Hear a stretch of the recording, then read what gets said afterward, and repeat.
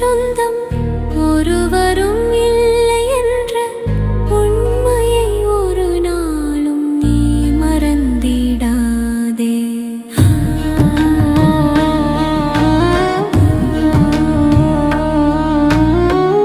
அர்த்தமற்ற கர்மங்களை செய்து கொண்டே சம்சாரத்தில் பயனின்றி நீயும் வீணாய் அலைகின்றாயே.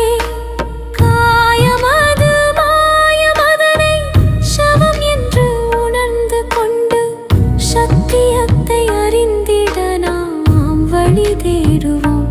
நிலையில்லா உலகினை நிஜமென்று